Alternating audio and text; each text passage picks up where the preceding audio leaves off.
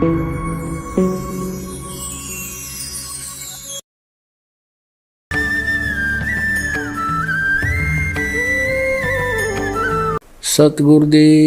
की जय। सर्वसंगत से प्रार्थना है। सत्संग प्रारंभ हो रहा है। कृपया सत्संग स्थल पर शांतिपूर्वक विराजमान होकर के श्रद्धा से सत्संग सुने। परमेश्वर की प्यारी आत्माओं से पुनर्निवेदन है, सत्संग प्रारंभ हो रहा है। कृपया सत्संग स्थल पर शांतिपूर्वक विराजमान होकर के श्रद्धा से सत्संग सुने। गुरुदेव की जय। बंदी छोड़ कबीर परमेश्वर जी की जय। बंदी छोड़ गरीबदास जी महाराज जी की जय। स्वामी राम देवानंद जी गुरु महाराज जी की जय हो।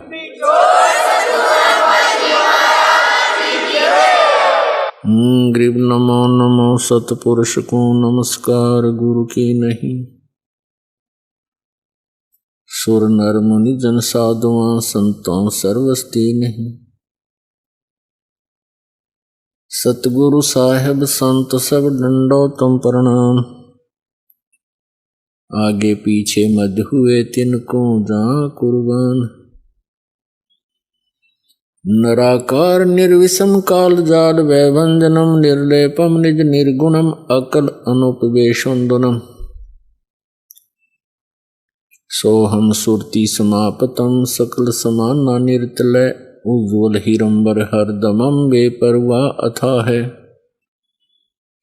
वार पार नहीं मध्यतम।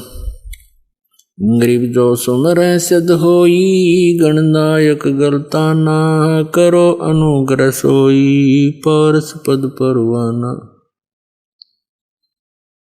आदि गणेश मनाऊं गणनायक देवन देवा। चरण कमल लो लाऊं आदंत करूं सेवा।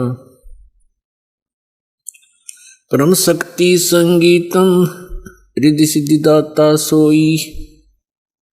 अवगत गुण अतीतम सत्य पुरुष निर्मोही। जगदम्बा जगदीशम मंगल रूप मुरारी। तन मन अर्पों शीसम भक्ति मुक्ति भंडारी। सुर नर मुनि जन ध्यावे ब्रह्मा विष्णु महेशा। शेष शेष मुख गावे पूज्य आदि गणेशा। इंद्र कुबेर सरीखा वरुण धर्म राय ध्यावे। समर्थ जीवन जी का मन इच्छा फल पावे। 33 कोटि आधारा ध्यावे 88।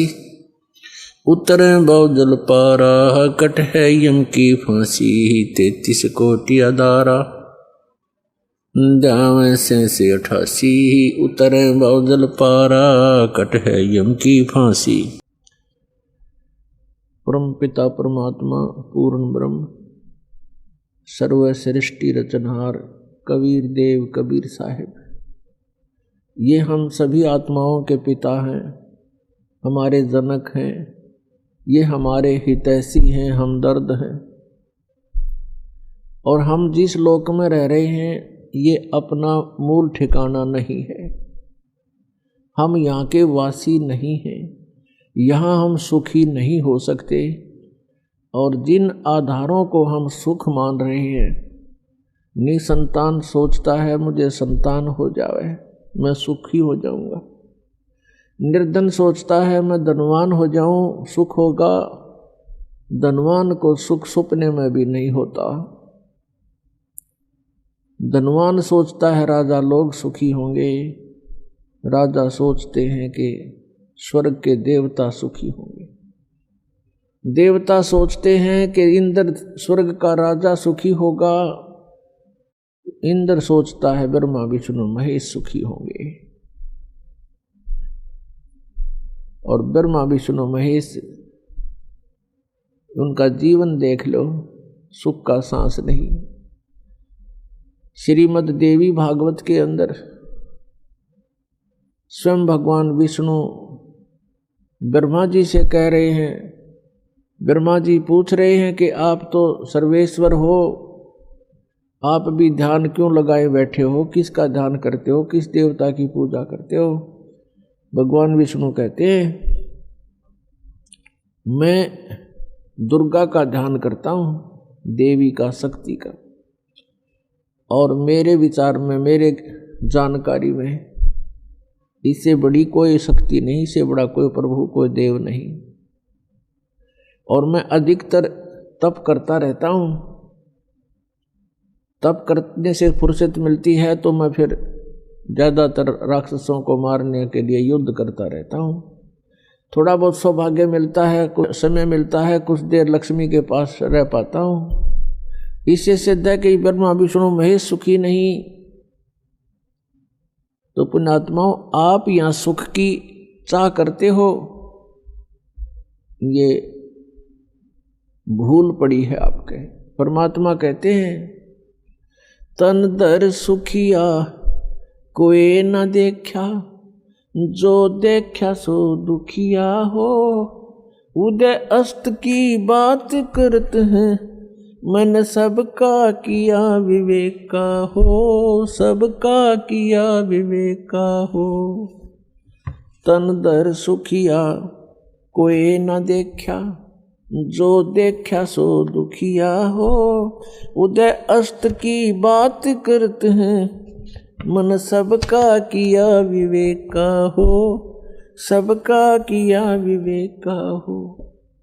भाई घाटे बाधे सब जग दुखिया, के गृहस्थी बैरागी हो। घाटे बाधे सब जग दुखिया, के गृहस्थी बैरागी हो। सुख देव ने दुख के डर से, गर्भ में माया त्यागी हो, गर्भ में माया त्यागी हो। तंदर सुखिया कोई न देखा, जो देखा सो दुखिया हो।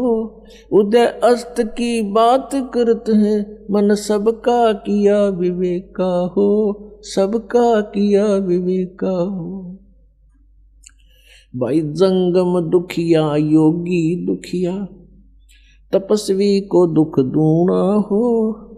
जंगम दुखिया जोगी दुखिया, तपस्वी को दुख दूना हो। आशा तृष्णा सब में व्यापे, कोई मैल ना सुना हो। तंदर सुखिया कोई न देखा, जो देखा सो दुखिया हो।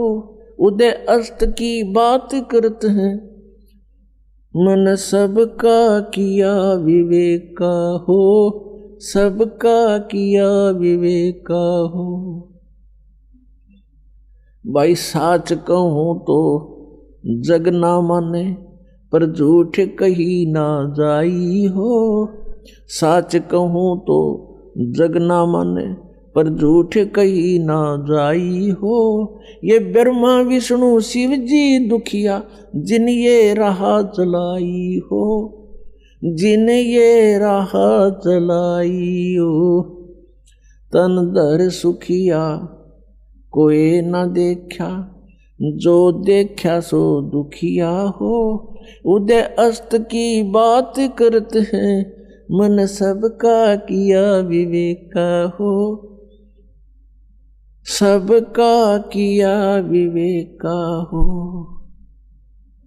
सूरपति दुखिया भूपति दुखिया, रंक दुखी बपरीती हो।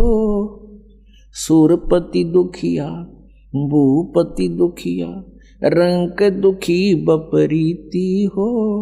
कहे कबीर और सब दुखिया, एक संत सुखी मन जीती हो, एक संत सुखी मन जीती हो। तंदर सुखिया कोई न देखा, जो देखा सो दुखिया हो। उदय अस्त की बात करते हैं, मन सबका किया विवेका हो, सबका किया विवेका हो। सूरपति दुखिया भूपति दुखिया, रंक दुखी बपरीती हो। सूरपति दुखिया भूपति दुखिया, रंक दुखी बपरीती हो। कहे कबीर और सब दुखिया, एक संत सुखी मन जीती हो, संत सुखी मन जीती हो। तन धर सुखिया कोई न देखा, जो देखा सो दुखिया हो। उदय अस्त की बात करते हैं, मन सबका किया विवेका हो, सबका किया विवेका हो। परमात्मा हमें याद दिलाते हैं कि पुण्यात्माओं, तुम काल के जाल में फंसे हुए हो और जिस सुख को तुम छोड़ आए हो सतलोक में, उसको तुम यहां खोज रहे हो।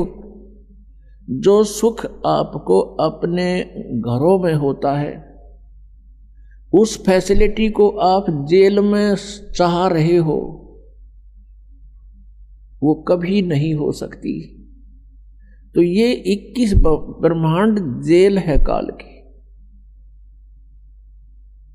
21 ब्रह्मांड ये काल की कैद है, इसमें हम बंद हैं, कर्मों का दंड हम भोग रहे हैं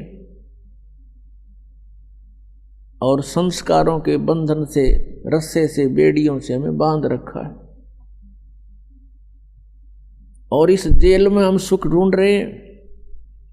ये हमारी अज्ञानता और भोलापन है।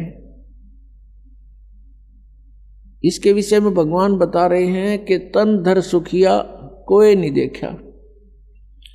हमने, परमात्मा कहते हैं, इसी 21 ब्रह्मांड में दौरा कर लिया, कोई भी जीव सुखी नहीं पाया हमने। परमात्मा कहते हैं हम ब्रह्मा के पास गए तो वो महादुखी, विष्णु के पास गए उसने भी सैकड़ों चिंताएं अपनी बताई, शंकर जी के पास गए वो भी दुखी। और फिर कहते हैं कोई पूरी पृथ्वी का शासक हो, भूपति यानी पूरी पृथ्वी का शासक हो, उदय अस्त का राज जिसके पास हो, उदय माने जहां से सूर्य निकलता है, अस्त जहां छुपता है, अर्थात पूरी पृथ्वी पर जिसका शासन हो, वो राजा भी सुखी नहीं देखा हमने। फिर बताते हैं, देखो एक परिवार का मुखिया वो प्रबंधक होता है अपने परिवार का, और 5-4 सदस्यों के अरेंजमेंट में वो महादुखी हो लेता है, टेंशन हो जाती है, रात को नींद भी नहीं आती उसको। और राजा एक अक्षेत्र का प्रबंधक होता है, मुखिया होता है, तो वो कैसे सुखी हो सकता है? ये तो हमारी एक अज्ञान, हमने सुख के नापण का आधार गलत ले रखा है, जिस कारण से हमने महादुखी आदमी, व्यक्ति सुखी दिखाई देता है। उसके लिए परमात्मा हमें बताना चाहते हैं कि भाई घाटे बाद सब जग दुखिया। घाटा मीन हानि होगी किसी व्यवसाय में, वो तो नेचुरल दुखी। और जिसके घना धन हो गया वो महादुखी। 100 अरेंजमेंट सोचेगा, 20 लाख का बेनिफिट हो गया तो 50 लाख की कोई फैक्ट्री ला लेगा, अगले दिन मजदूरा हड़ताल कर माथा टेक कर बैठ जाएगा, क्या होगा मेरे 1 करोड़ डूब गया, फलान डूब गया, रात दिन नींद नहीं आती इसको। कहने का भाव ये है कि यहाँ कोई प्राणी सुखी नहीं, घाटे बाद सब जग दुखिया। के गृहस्थी बैरागी हो, जैसे किसी ने घर त्याग दिया, बैराग ले लिया, जंगल में जा बैठा, वन में। अब वन में फिर सारी समस्या करते भी ज्यादा, मच्छर न्यारे खावे, मक्खी सतावे, डांस लड़े, गर्मी सर्दी सतावे, और फिर भूख लग गए, फिर गांव में जावे, दिए माई उड़े अलख जगावे, फिर झोंपड़ी गाले, 100 व्यवस्था फेर कर ली। परमात्मा कहते हैं जो वास्तविक विधि है परमात्मा की भक्ति करने की, उससे तुम अपरिचित हो, और इस काल की प्रेरणा से प्रेरित होकर के साधकों ने अपने मन मुखे आचरण शुरू कर दिए। कोई व्रत रखता है, कोई झरनों में बैठकर जलधारा लेता है, कोई 5 धूणे लगाकर अग्नि जलाकर बीच में बैठकर ढोंग करता है, कोई ऊपर बैठकर ऊंचे से स्थान पर जहां से सबको दिखाई दे, इसी स्थान पर चिमटा गाड़ के उड़ा बैठ जाएगा आसन पद्म लगा के, ये बड़ा साधक है, और जनता दूर से देखेगी महात्मा तपस्या कर रहा है। फिर वहां जनता की लाइन लग जाएगी, दर्शनार्थ चढ़ावा चढ़ाने लग जाएंगे, दान करने लग जाएंगे।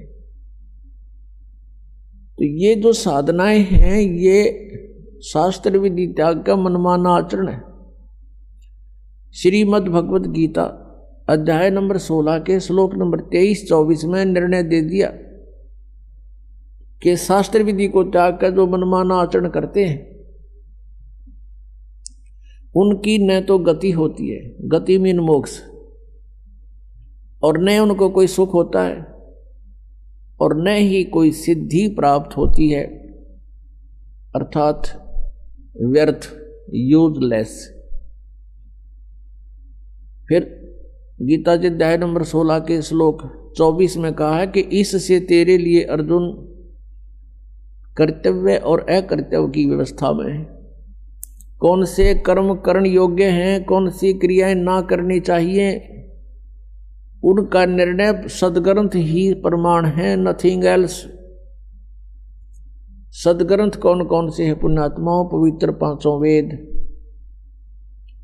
आप जी ने केवल 4 वेद सुने हैं, ऋग्वेद, यजुर्वेद, सामवेद और अथर्ववेद।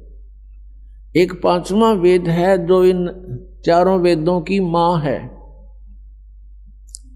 उसको सूक्ष्म वेद बोलते हैं, सूक्ष्म वेद संत भाषा में, और उसको तत्व वेद भी कहते हैं, तत्व ज्ञान भी कहते हैं।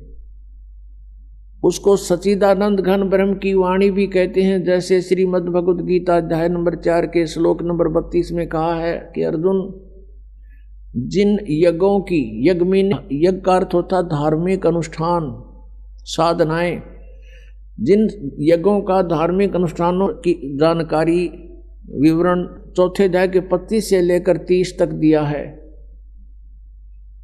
इनमें कोई तो देवताओं की पूजा करते हैं और कोई केवल योग अभ्यास करते हैं, आसन करते हैं, और कोई प्राणायाम, जैसे श्वास बाहर जाता है उस पर ध्यान रखे, अंदर जाता है उस पर ध्यान रखे, बस कोई जाप नहीं करना। इसको पान अपान की क्रिया बोलते हैं। और कुछ प्राणायाम करके अपना श्वास सूक्ष्म करके ध्यान लगाने का चेष्टा करते हैं, कुछ स्वाध्याय करते हैं, कुछ तीक्ष्ण अहिंसावादी व्रत रखते हैं, जैसे मुंह पर पट्टी बांध ली, नंगे पैरों घूमना, झाड़ू सी लेकर, कुछ ऐसी साधनाएं करते हैं, कुछ स्वाध्याय ही करते हैं, नित्य कोई पाठ कर लिया किसी भी धर्म ग्रंथ का। तो परमात्मा कहते हैं कि ये जो साधनाएं हैं, सभी साधक अपनी साधनाओं को पाप नाशक जानते हैं। वो ये सोच रहे हैं हम जो साधना कर रहे हैं ये हमारा पाप नाश करेंगी, पाप नाश होने से ही परमात्मा मिलेगा। फिर बताया 4 अध्याय के 32वें श्लोक में गीता जी में कि इस प्रकार की धार्मिक अनुष्ठानों की जानकारी विस्तार के साथ ब्रह्मण मुखे, यानी सच्चिदानंद घन ब्रह्म की वाणी में, यहाँ 4 अध्याय के 32वें श्लोक में अनुवादकर्ताओं ने अनर्थ किया है, शब्दों के अर्थ ठीक नहीं किए। ब्रह्मणे मुखे का अर्थ इन्होंने किया है वेद की वाणी।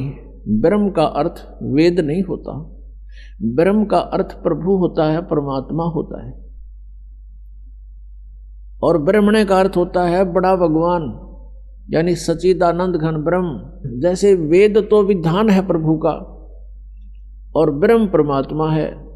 यदि कोई राजा का अर्थ संविधान करता है किसी प्रकरण के अंदर, तो उसको ज्ञान नहीं है, वो मूर्ख है बिल्कुल। राजा तो एक प्रबंधक है, मैनेजमेंट करने वाला है, कंट्रोलर है। उस वेद संविधान उसका कानून है, उसमें कानून लिखा, कोई ऐसी गलती करेगा तो ऐसी सजा होगी, ऐसी करेगा तो ऐसी सजा होगी। ऐसे ही ब्रह्म तो प्रभु है और वेद उसका विधान है। तो यहाँ इन्होंने अर्थ गलत कर दिए। ब्रह्मणे मुखे का अर्थ है सच्चिदानंद घन ब्रह्म की वाणी। मुखे माने उसके मुख से बोले गए वचन। उस कबीर वाणी में, उस सूक्ष्म वेद में बहुत विस्तार के साथ लिखे हैं। और उस ज्ञान को चौथे अध्याय के 34वें श्लोक में कहा कि वो तत्व ज्ञान है। उस तत्व ज्ञान को तू तत्वदर्शी संतों के पास जाकर समझ। इससे सिद्ध है कि गीता ज्ञानदाता भी उस सूक्ष्म वेद से परिचित नहीं है। तो इससे यह भी सिद्ध हुआ कि सूक्ष्म वेद की जानकारी श्रीमद् भगवद गीता में नहीं है। ऐसे ही पवित्र चारों वेदों का वक्ता ब्रह्म कहा जाता है। ब्रह्म यही ज्योति निरंजन जो जिसने गीता बोली श्री कृष्ण जी में प्रवेश कर। ऐसे ही उसने वेदों को परमात्मा की दया से उसने एकदम बाहर निकाले थे, फिर उनको स्वयं पढ़ा, फिर स्वयं पढ़ करके उसको अन्य ऋषियों को अंदर प्रवेश करके उसने ये ज्ञान बोला।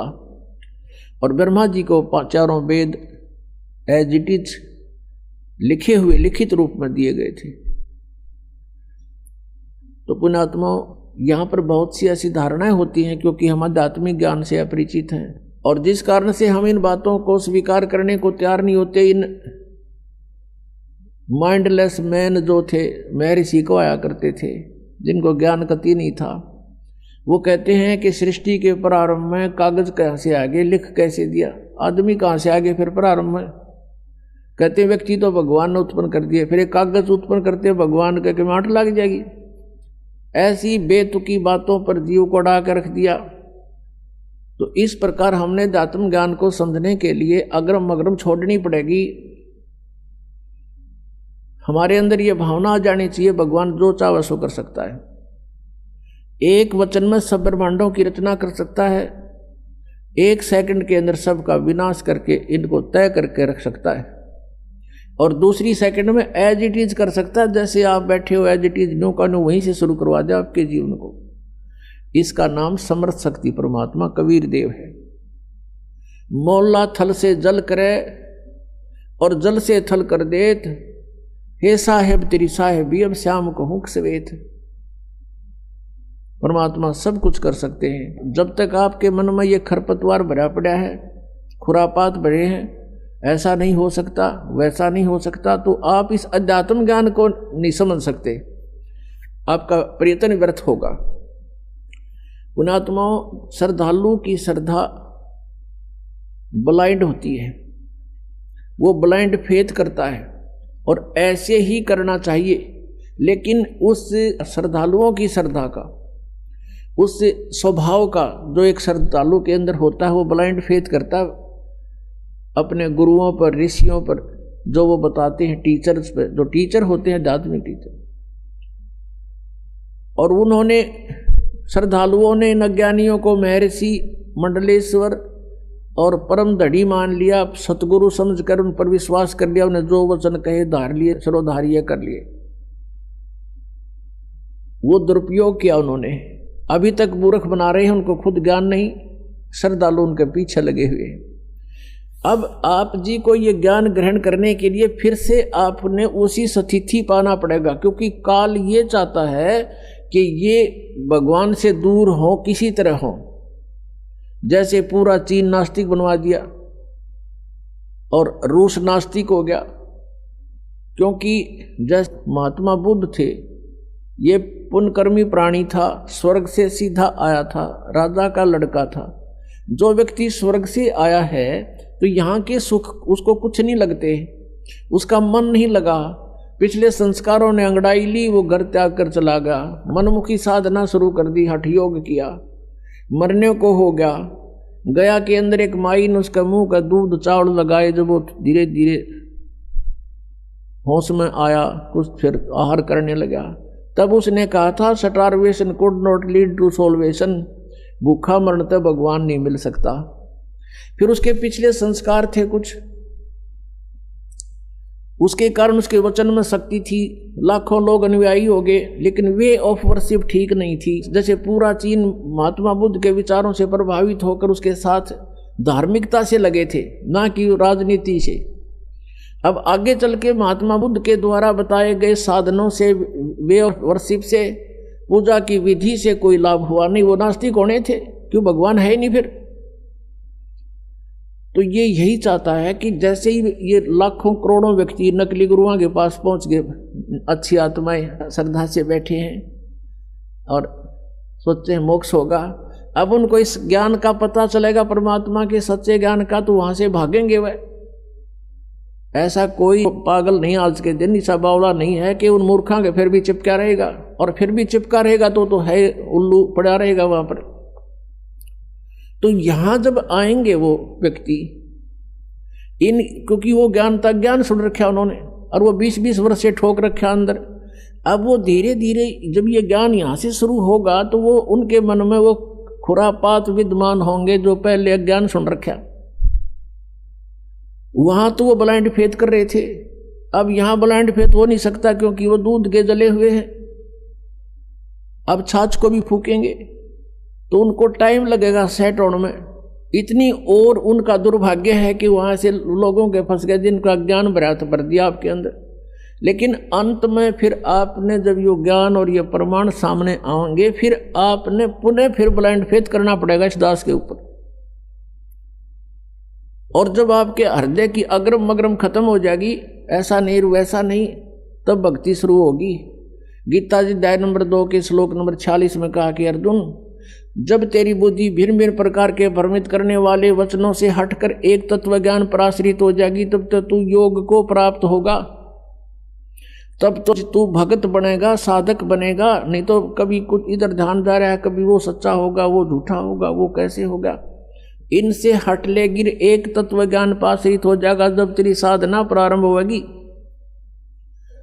तो दास का प्रयत्न है कि आपके सारे ये संशय नाश करूं और तत्व ज्ञान से आपको पुनः फीड करूं, भरूं, और फिर आपके अंदर एक आस्था भगवान पूर्ण परमात्मा की इतनी दृढ़ हो जाए कि आप फिर डगमग ना हो। और इसके बिना आप इस मार्ग पर चल नहीं सकते, क्योंकि काल का दाव है, पल पल पर वो छल करता है। उसका तो उद्देश्य यही है कि पुण्यात्मा भक्तिहीन हो जाए, नास्तिक हो जाए, विशेषकर कलयुग में। कलयुग में क्यों? क्योंकि परमात्मा से इसने वचन ले लिए थे कबीर भगवान से, इस काल भगवान ने, कि प्रभु 3 युगों में जीव कम ले जाना, और चौथा युग जब कलयुग आवे तब तव शरण जीव बहु जावे। ऐसा हर वचन मोहे दीजे, तब तुम गमन संसार ही कीजिए। कि चौथे युग में कितने जीव ले जाना। लेकिन चौथे युग में ये भी प्रार्थना की थी इस काल ने कि हे प्रभु, जो आपके ज्ञान को स्वीकार कर ले वो आपका, और आपके ज्ञान को स्वीकार ना करे तो उसके साथ जबरदस्ती ना करना, वो मेरा। परमात्मा ने कहा ये तो अंडरस्टूड है, ठीक है, क्योंकि भगवान के ज्ञान को सुनकर ही हम इनसे चिपक सकते हैं। नहीं तो काल का जो जाल है उसमें साधना भी कर रहे हैं, सारी बकवाद भी कर रहे हैं, तो ठीक है, वो भक्ति है नहीं वहाँ पर। कहते हैं साध सोए जो सीधा चाले, भगत वही होता है साध माने साधक, जो सब बुराइयों से बच गए और यहाँ की सतिथि से परिचित होकर के सही सीधा चले, मर्यादा में रहे, बुराइयों से बच कर चले। संसार के जो चोज हैं, इन चोचलों से बच्चे, नाचना गाना फंड करना डीजे बजाना, ये कोई एक भक्तों के लक्षण है। फिर उनको डर नहीं भगवान का। तो ये काल चाहता है कि ये भक्ति ना करें, नास्तिक हो जा, और ये नाचना गाना डीजे बजाना, ब्याह के ऊपर इतना खड़दू उतार दे। 2 बच्चों का संस्कार जोड़ना, 4 आदमी बैठ के ये कहना भी हम अपनी पुत्री का विवाह आपके पुत्र से करते हैं, ब्याह हो गया, इसका आगे कितना फंड कर लो बता। शादी बच्चों की वचन से हो गया, वचन से पराये होते हैं, वचन से सारी सृष्टि रची हुई है, वचन के ऊपर रहे आदमी खरा तो उसको हर तरह से सुविधाएं प्राप्त होती हैं। और फिर नाचना और गाना और फलाना करना, इतने दान दे दिए, वो तो अपने सिर पर बाहर रखना है, गधा बनना उसका। किसी के पैसे पास्ता रख के कभी सुखी नहीं हो सकता प्राणी। तो जब तक हमें ज्ञान नहीं है तो हम ये विष खा ही रहे थे। अब पता लग जाएगा कि ये तो बहुत भयंकर काम है, कहते हैं तुमने उस दरगाह का मैल नहीं देखा और धर्मराज के तिल तिल का लेखा। कौन बिराने बाहर न डोवे फिर। जैसे कल आपको कथा सुनाई थी, एक साधु संत बन रहा था नकली, भगत ने उसको प्रार्थना किया भक्ति कर लो हमें सेवा मिल जाएगी संत की। वो उसके चौबारे में रहने लग गया। भगत सेवा करता, वो खा कर सो जाता, कुआड़ बंद करके महात्मा साधना करता है। फिर वो मृत्यु के उपरांत उसके ही घर पर बैल बना और बैलगाड़ी में जोड़ कर उसके खाए हुए के पूरे कर रहा था। जब परमात्मा गरीबदास जी को उस पर दया आ गई नकली पे, तब उसको बताया भाई तूने भक्ति करी नहीं और इसका अन्न खाया, ये पूरा करना पड़ेगा तुझे। लठ खा के कर ले तो राजी खुशी कर ले, पूरा करना पड़ेगा। फिर वो चल पड़ा अपना सीधा होके। तो कहते तुमने उस दरगाह का मैल नहीं देखा, धर्मराज के तिल तिल का लेखा। तो आप किसी से दहेज लेते हो, वो आपके ऊपर भार बन गया और उसका फिर पूरा आपने देना पड़ेगा। किसी का बैल बनोगे, किसी की भैंस बनोगे, किसी का खच्चर बनोगे, वो पूरा करना पड़ेगा। फिर क्यों सिर में दर्द करे। जैसे किरका जहर का रंग होरी हो, कहो कौन तिस खावे राम रंग होरी हो। जैसे विष का कोई कण पड़ा हो किता है और आपको पता है यू कण है और विष का है, हाथ भी ना लाओ, एक किसी और वस्तु से पकड़ के किरा कित फेंक काओगे। तो ऐसे जो आप ये क्रियाएं कर रहे हो, रिश्वत ले रहे हो या किसी से दहेज ले रहे हो या किसी की हेराफेरी कर रहे हो हैं या कोई ब्याज ले रहे हो, कहते हैं ये जहर खा रहे हो आप। तो गिलास के गिलास पी रहे हो, अरे किरका भी जहर का खाना नहीं गवारा होगा। तो कहने का भाव ये है कि हम अज्ञानता के वश नालायकी कर रहे हैं और जब पता लग जाएगा इतनी भयंकर मार पड़ेगी इसकी। तो जैसे किरका जहर का रंग होरी हो, कहो कौन तिस खावे राम रंग होरी हो। कहते कौन खाओ फिर जहर ने, पता लग गया था। तो बिना ज्ञान के दुख पा रहे हम यहाँ पर, और भगवान देगा जो पूरा पट्टेगा किसी के दूसरे के धन से चोरी से। आज तक कोई सेठ नहीं हुआ।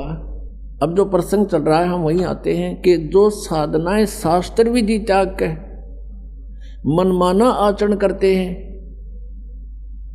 उनको कोई उपलब्धि आध्यात्मिक मार्ग की नहीं होती। परमात्मा कहते हैं डंब करें डूंगर चढ़ें। डूंगर कहते हैं ऊंची सी पहाड़ी पाल टीले पर जहां से दूर से दिखाई दे। डंब करें डूंगर चढ़ें, अंतर झीनी झूल, और जग जाने ये बंदगी करें ये बो है सूल बबूल। आम जनता तेनों सोचा बड़ा साधक साधना कर रहा है, देखो सुबह से लेकर शाम तक अपना तप करता है। तो परमात्मा अपने उस आध्यात्मिक मार्ग में बताते हैं कि जनता जाने ये भक्ति करे यो बो है सूल बबूल। ये तो दम्भ कर रहा है, ऊपर बैठ कर ढोंग कर रहा है, दिखा रहा है आपको। परमात्मा के पाने की भक्ति जो है बहुत सिंपल है और उसके लिए परमात्मा ने स्वयं आना पड़ा। इस यथार्थ ज्ञान को देने के लिए जैसे कल रात का सारा ही सत्संग इस उद्देश्य पर था कि परमात्मा कैसा है, वो परमात्मा क्या करता है। तो उस परमात्मा के विषय में आपने पवित्र वेदों में, पवित्र बाइबल में, पवित्र कुरान शरीफ में ये देखा कि वो भगवान मनुष्य सदृश्य है, मनुष्य जैसा है, लेकिन उसके शरीर का तेज बहुत अधिक है और वो ऊपर रहता सतलोक में तख्त पर विराजमान है और वहाँ से गति करके सतलोक से धूलोक से उस तीसरे मुक्ति धाम से गति करके वहाँ से प्रस्थान करके चल के आता है। और यहाँ वो अच्छी आत्माओं को मिलता है और अच्छी आत्माओं को मिलकर वो अपना तत्व ज्ञान आप ही बताता है। परमात्मा ने, परमेश्वर कबीर देव ने जो लीला की वो 600 वर्ष पहले की थी, वो उनके जीवनी के अंदर भगवान की लीलाओं में लिपिबद्ध है, वो लिखी हुई है। और आज वेद हमने देखे, इससे पहले वेदों को कोई समझ नहीं सका। उन वेदों में यही लिखा कि वो परमात्मा तीन स्थिति के शरीर से 3 प्रकार की अपनी वेशभूषा से, शरीर की वेशभूषा, यह शरीर भी हमारा एक वेशभूषा है अपने, और नीचे ओरिजिनल शरीर अलग होता है हमारा सभी का, उसके ऊपर तो 3 प्रकार के शरीर धारण करता है और उनसे हम सबका धारण पोषण यानी सबकी संभाल करता है। एक रूप में मनुष्य दृश्य शरीर है परमात्मा का, सतलोक में और ऊपर के लोकों में अलग अलग रूपों में विराजमान है। तो सतलोक के अंदर परमात्मा के एक रोमकूप की शोभा करोड़ सूर्य मिला दे, करोड़ चंद्रमा, तो अभी परमात्मा का प्रकाश उनसे अधिक है एक रोमकूप का। इतना तेजों में शरीर है लेकिन गर्मी नहीं है। और फिर वो परमात्मा दूसरी स्थिति में जब आता है, वो प्रत्येक युग में एक लीला करता है, नवजात शिशु का रूप धारण करके प्रकट होता है और बाहर जंगल में, नगरी से बाहर वन में एक तालाब के ऊपर, जहाँ किसी दरिया से कोई लहरों के माध्यम से ऐसा कोई जल भरा हो, उस सरोवर के अंदर प्रकट होता है कमल के फूल पर। और ये सब कार्य परमात्मा अपना निर्धारित उद्देश्य लेकर आता है, उसे आधार से करता है। फिर उसको कोई अच्छी आत्माएं उठा कर ले जाती हैं जो पिछले संस्कारी होते हैं, ऐसा वेदों में लिखा है, आपको दिखाएंगे, धीरे धीरे सारा परिचय कराएंगे। और उसको फिर वो धीरे धीरे जो बड़ा होने लगता है, छोटी ही आयु में परमात्मा अपना जो उद्देश्य लेकर आता है वो तत्व ज्ञान को प्रचार करना शुरू कर देता है। और उस परमात्मा के ज्ञान के सामने बड़े बड़े विद्वान मंडलेश्वर सब फिट्टे मुंह हो जाते हैं, उनको जवाब नहीं आता है। तो इस प्रकार परमात्मा दूसरी प्रकार की जो शरीर से लीला करता है, वो शिशु रूप धारण करके आता है और ऐसे ही जनसाधारण की तरह कार्य करता है, अपना निर्वाह अपने हाथों से करता है। और वो पूर्ण परमात्मा भी होता है और एक भक्त के भी लक्षण उसी में पूरे होते हैं, और एक तत्वदर्शी संत भी कंप्लीट इन ऑल रेस्पेक्ट वही होता है। और एक अच्छे नागरिक का रोल भी वही करके दिखाता है। हमारे को एक एग्जाम्पल कोड करते हैं भगवान कि इस लोक में आप जी ने परमात्मा पाने के लिए ही प्रयत्न करना है। यहाँ की अन्य वस्तुओं की तुम इच्छा करते हो तो अभी आप बालक हो, खिलौने मांग रहे हो, और ये खिलौने टूट जाते हैं फिर रोते हो। तुमने क्या चीज मांगनी चाहिए यहां से? साईं इतना दीजियो जा मैं कुटुंब समावे, हम भी भूखे ना रहें अतिथि न भूखो जावे। कि हे परमात्मा इतना दीजिए जिसमें कुटुंब समावे, यानी रिक्वायरमेंट ऑफ फैमिली, परिवार की आवश्यकताएं फुलफिल हों, इतना दीजिए दाता। और हम भी भूखे ना सोएं और कोई अतिथि आ जावे वो भी भूखा ना रहे, इसे अधिक नहीं चाहिए। परमात्मा कहते हैं घर तो 3.5 हाथ और गना तो 4.25, कह कबीर अधिका गहे ताको नहीं विचार। अपने 3.5 हाथ का ये शरीर होता है, प्रत्येक व्यक्ति का अपने 3.5 हाथ, यानी इस कोनी से लेकर और यहाँ तक का ये हाथ कहलाता है इतना। और इसको आप 3.5 नाप के किसी रस्सी से अपने नाप के देखना पूरा पाओगा। तो कहते हैं घर तक 3.5 हाथ, यानी आप उसमें आराम से लेट जाओ, पूरा पूरा हो जाए। और गणा तक 4.25, यानी और गणा कर 1 फुट फालतू कर ले। और इससे ज्यादा की डिमांड है तो व्यर्थ की बकवाद है वो। अब इससे आप समझ लेना, कहने का भाव इन्होंने है कि तरके अपने घरान फोड़ कर एक इतना बना बैठ जाओ। कहने का भाव ये है परमात्मा का कि एक चारपाई पर सोना है और वो 3 बाई 6 फुट में आ लेगी। एक कमरे में आपका काम चल सके, खूब गना कर 2 बना लो, इससे अधिक कोशिश ना करना। वो परमात्मा दे तो अच्छी बात है, 2 बन जा, 3 बन जा, बस इससे ज़्यादा का प्रयत्न ना करना। यानी जिसके पूर्व जन्म के संस्कार हैं वो अलग बात है, कोई ठीक भी बन रही है बनी रही, अच्छी बात है, लेकिन भक्ति उद्देश्य मूल रखें। और जिनके पास पूर्व जन्म की कोई ऐसी पुण्य नहीं है और वो झोंपड़ी में भी रह रहे हैं, तो परमात्मा कहते हैं भक्ति ही करनी है। उस 4 कमरे वाली कोठी में भी भक्ति करेगा तो उसका उद्धार है, नहीं तो वह कोठी साथ नहीं दे, ना वह चाल साथ। और एक झोपड़ी में प्राणी रह रहा है और वो भी भक्ति कर रहा है, तो दोनों को एक सी उपलब्धि है।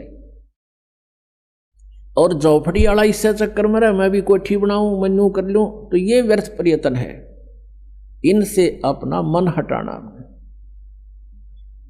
अब प्रसंग चल रहा है कि परमात्मा, जैसे कल सत्संग के अंदर आपने सुना था कि वो परमात्मा सतलोक से चलकर आता है, वो 3 सतिथि में उसका शरीर है। तो दूसरी सतिथि में वो हमारी कैसे देखभाल करते हैं, कैसे धारण पोषण करते हैं। वो एक बालक रूप में प्रकट होते हैं, धीरे धीरे बड़े होते हैं, फिर एक अच्छे नागरिक की तरह एक जीवन जी कर दिखाते हैं। परमात्मा कबीर जी जुलाहे का कार्य करते थे, दानक का कपड़ा बुनते थे, लोगों का सूत आता था, उस सूत को से कपड़ा बनाकर उससे जो मेहनताना प्राप्त होता था उसको ग्रहण करते थे। और उससे भी कोई बच जाता था, घर में भोजन से पैसा बच जाता था, उसको फिर भंडारे पर धर्म पुण्य पर लगा दिया करते थे। परमात्मा के घर में 2 उनके पुत्र पुत्री मुंह बोल रहे थे, 2 बच्चे मुर्दे जीवित किए थे किसी सर्कमस्टांस में, किसी के जो है हठ योग को सेट करने के लिए, परमात्मा की महिमा को प्रकट करने के लिए। एक बालिका थी 13 वर्ष की, एक शेख तकी नाम के पीर की कब्र में दबा रखी थी। उस पीर ने बहुत ज़्यादा परमात्मा के साथ दुर्व्यवहार शुरू कर दिया था। राजा सिकंदर लोधी कबीर परमेश्वर जी से बहुत प्रभावित हो गए थे, क्योंकि उनको जलन का रोग था, जो कबीर परमेश्वर जी की कृपा से वो स्वस्थ हो गया था और कोई भी ट्रीटमेंट उसका काम करना बंद कर गया था। वो तो मृत्यु के दिन गिने था। सिकंदर लोधी दिल्ली का बादशाह कबीर परमेश्वर के आशीर्वाद से वो स्वस्थ हो गया था। उसके बाद वो बहुत आदर करता था कबीर परमेश्वर का। इस कारण से वो उनका धार्मिक गुरु शेख तकी कबीर जी से ईर्ष्या करने लगा, उनको नीचा दिखाने के प्रयत्न में रहने लगा, उसकी टाह में रहने लगा कि किस प्रकार इसको नीचा दिखाऊं और राजा का इससे मन हटे, इसकी आस्था कम हो। इस उद्देश्य से उसने कहा था कि मैं कबीर को जब जानूं ये कोई शक्ति युक्त है, मेरी बेटी ने जीवित करके दिखा दे जो कब्र में दबा रखी है। हजारों व्यक्ति इकट्ठे हो गए, दिन रख दिया, तीसरा दिन कब्र फुड़वा दी और कबीर परमेश्वर ने वह बेटी जीवित कर दी। उस लड़की को अपने पूर्व जन्मों की चेतना आ गई कि मैं परमात्मा को छोड़कर बीच में चली गई थी, जिस कारण से मुझे बहुत दुख उठाने पड़े। वो अपने शरीर के पिता को छोड़कर अपने परम पिता के साथ कबीर जी के साथ चली गई कि मैं तुम्हारे साथ नहीं रहूंगी, तेरा मेरा हिसाब हो लिया था शेख तकी, मैं मर चुकी थी, तेरा मेरा संस्कार शेष नहीं है। तो वो लड़की 12-13 वर्ष की थी, वो परमात्मा ने अपनी बेटी की तरह रखी। ऐसे एक लड़का था, उसको अंतिम संस्कार करके जल में प्रवाह कर दिया गया था। उसी शेख तकी ने राजा सिकंदर लोधी के नाक में दम कर दिया कि मुझे कोई ऐसा मुर्दा जीवित करके दिखा दे तो मानू कबीर को, नहीं तो मैं मुसलमानों को भड़का दूंगा, तेरे राज का नाश करवा दूंगा। तब इस शर्त पे परमात्मा ने उस मुर्दे लड़के को जीवित किया था। वो भी 10-12 वर्ष का लड़का था। उसके बाद वो लड़का भी परमात्मा के साथ पुत्र रूप में रहता था। तो इस प्रकार एक पुत्री एक पुत्र थे जो अपने वचन से जीवित किए हुए बालक थे, और मुंह बोले माता पिता थे, उनके अपने माता पिता नहीं थे, वो तो सहशरीर आए थे, सहशरीर चले गए थे। नीरू नीमा नाम के निसंतान दंपति थे, उनको परमात्मा कमल के फूल पर जल में लहर तारा तालाब पर प्राप्त हुए थे। तो ऐसे कुल मिला के परमात्मा का 5 सदस्यों का परिवार था। हाथ से कपड़ा बुनते थे, माता पिता वृद्ध हो गए थे, और उस कपड़े से जो भी पैसा मिलता था मेहनताना उससे अपना गुजारा करते थे, और फिर भी पैसा बच जाता था उसका भंडारा करते थे।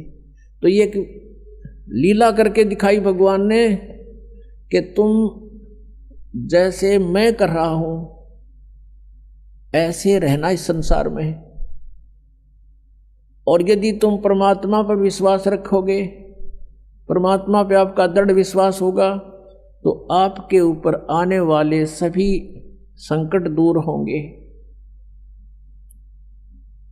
इसलिए मालिक ने ये बताई थी कि ये साधना ऐसे बनती है।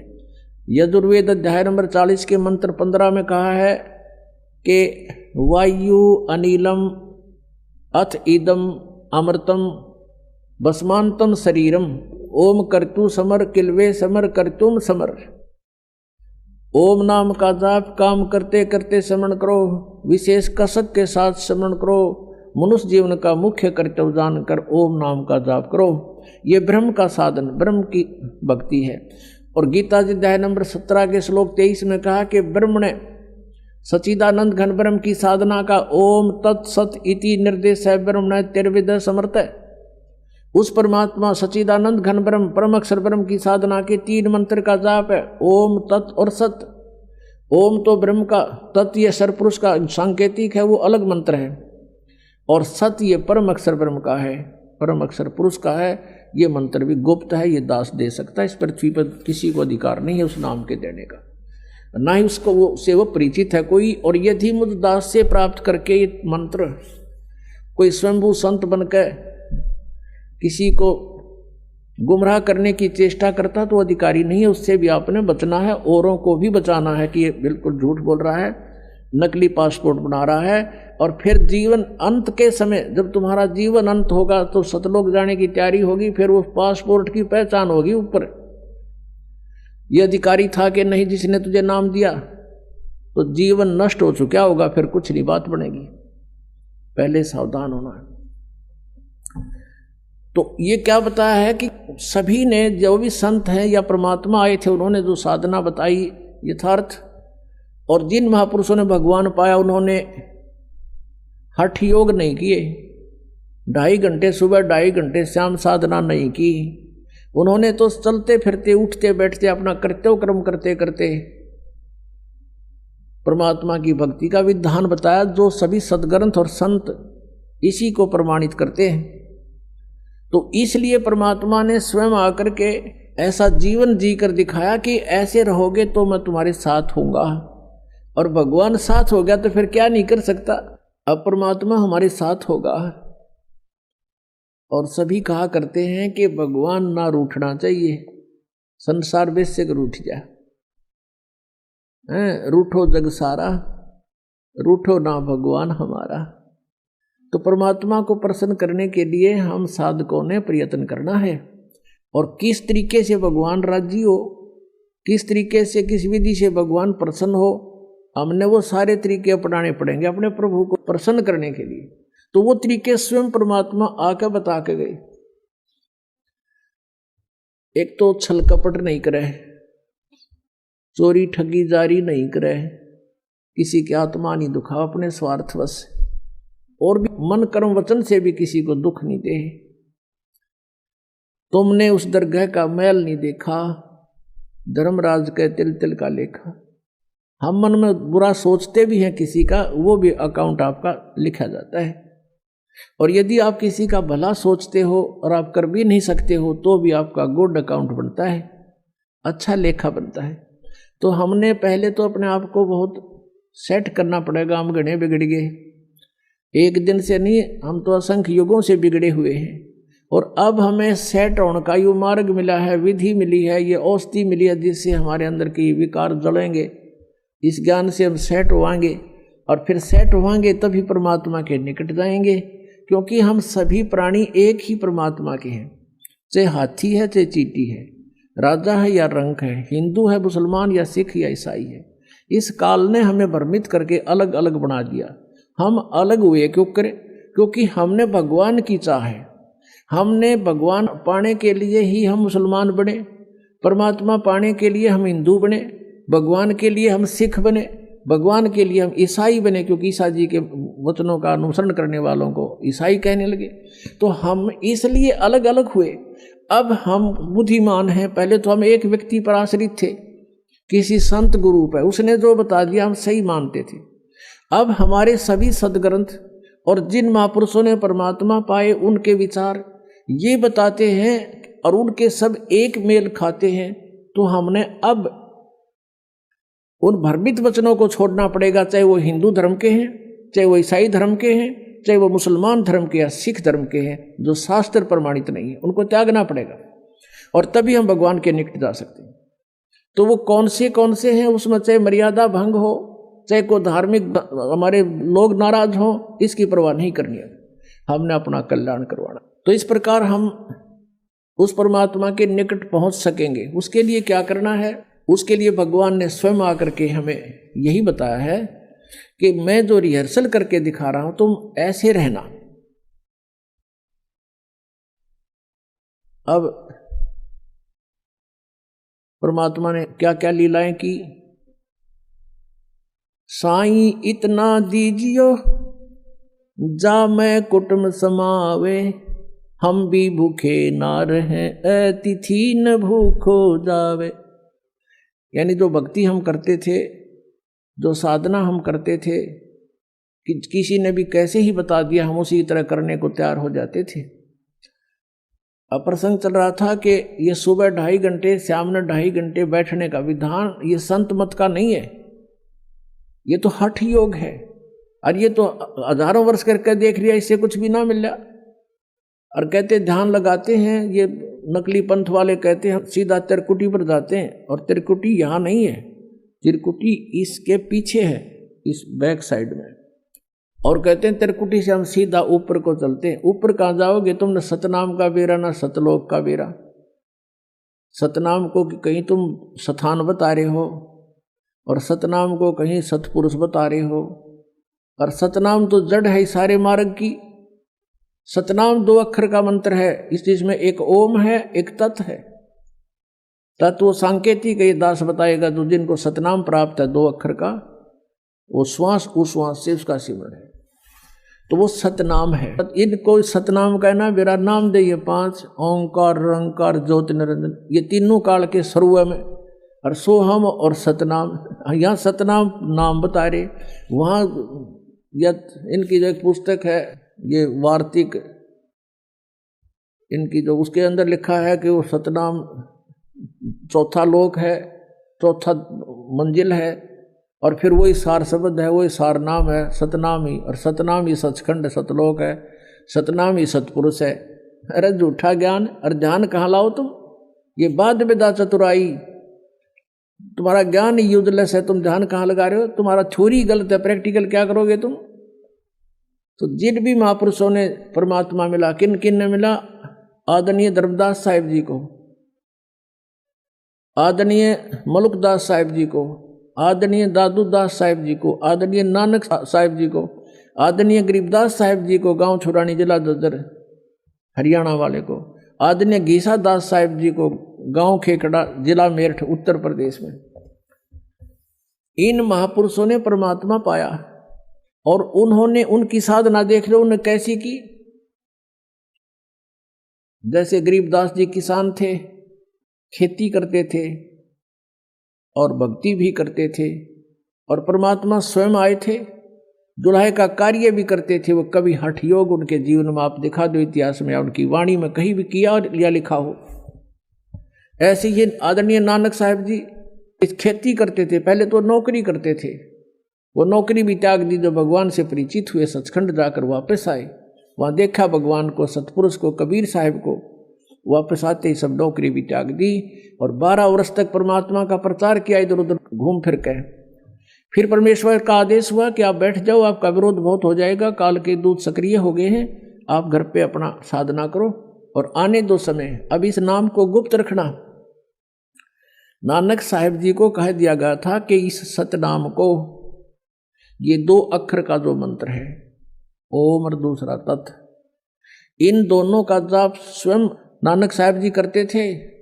लेकिन आगे किसी को ये नाम प्रदान नहीं किया और ना ही इस नाम का जाप करने का आदेश दिया, क्योंकि परमात्मा का आदेश था। जैसे कबीर परमेश्वर जी की वाणी में लिखा कि धर्मदास तो लाख दुहाई, ये सार नाम की तबार न जाई, ये सार नाम बार जो पढ़ी, और बिचली पीढ़ी हंस नी तरही। धर्मदास तो लाख दुहाई, ये मूल ज्ञान कहीं बार न जाई, मूल ज्ञान बार जो पढ़ी, बिचली पीढ़ी हंस नी तरही। मूल ज्ञान को तब तक छुपाई जब तक द्वादश पंथ मिट जाई। एक तो मूल ज्ञान है, जो ज्ञान मूल ज्ञान ये ज्ञान है जो अवदास आपके समक्ष रूबरू करा रहा है। एक मूल मंत्र है सतनाम सार नाम, इनको भी गुप्त रखना था। नित्यकाल के दूत सारे यही नाम देते मिलते, वो अधिकारी वो है नहीं, और जनता भ्रमित हो जाती कि वो भी वही मंत्र देते हैं, वो भी वही साधना बताते हैं। एक कोगल है, अब वो एक कोगल भी ना छोड़ी, परमात्मा ने सीधा बख्शी। वो उआ बाई बकते हैं, एंड वेंड के नाम देते हैं, और पांचों नाम काल के जानो, तब दानी मन शंका आनो।